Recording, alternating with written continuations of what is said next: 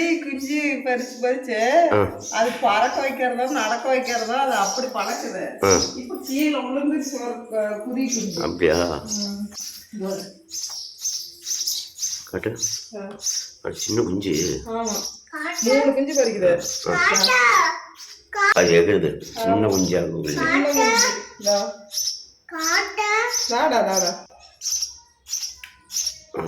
இப்ப இதுல ஊடு கட்டினதுல இருந்து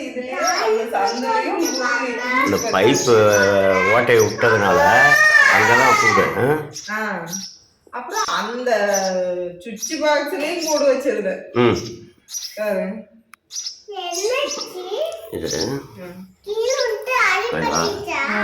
இந்த ஹோல்ஸ்ல தான் உள்ள கூடு வச்சுட்டு வைக்குது. சரி, அதை உள்ளே விட்டுறேன். காய் கொஞ்சம் காய் வந்து தேடும். கீழே விழுந்துருச்சு. இதே தான் என்னன்னா எடுத்து எடுத்து எடுத்து எடுத்து விடுறதே தான் எனக்கு வேலை. வெளியே எட்டி பார்க்குது, அப்படியே விழுந்துருதுங்க. சரி, அதுலேயே வச்சுட்டு. சூப்பரா இருக்குதா?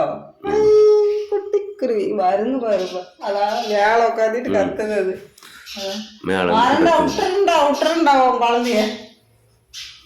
ஓகே, உள்ள போய் கொஞ்சம் லேட் ஆகும் முட்டை போடுறதுக்கு. இப்பதான் வந்து இந்த தாய்க்குருவி குட்டி குருவிக்கு இறை எடுத்துட்டு போய் அப்பப்போ தர அழகே அழகுதாங்க. ஒரு சோறு கீழே எறிஞ்சால் கூட வந்து எடுத்துகிட்டு போய் அந்த குருவிக்கு பகல் ஃபுல்லாக தரது மட்டும் இல்லைங்க, நைட்லேயும் 8-9 மணி வரையிலும் வந்து ஒரு சோறு எறிஞ்சால் கூட எடுத்துகிட்டு போய் தந்துடுது. அதுக்கோசரமே நான் ஒரு கப்பில் சோறு போட்டு கீழே வச்சிட்டேன்னா தண்ணி ஒரு சின்ன கப்பில் சோறும் வந்து அப்பப்போ எடுத்துகிட்டு போயிடும். அது தண்ணியும் குடிச்சிக்குது இந்த குருவிங்க. 5 மணி ஆன உடனே சத்தம் அப்படியே கீச்சு கீச்சு கீச்சுன்னு அவ்வளோ அழகாக இருக்குன்னு கேட்கவே. சூப்பராக அந்த சத்தமே செம்ம சூப்பராக இருக்குதுங்க. ஓகேங்க, அடுத்த வீடியோவில் பார்க்கலாம்.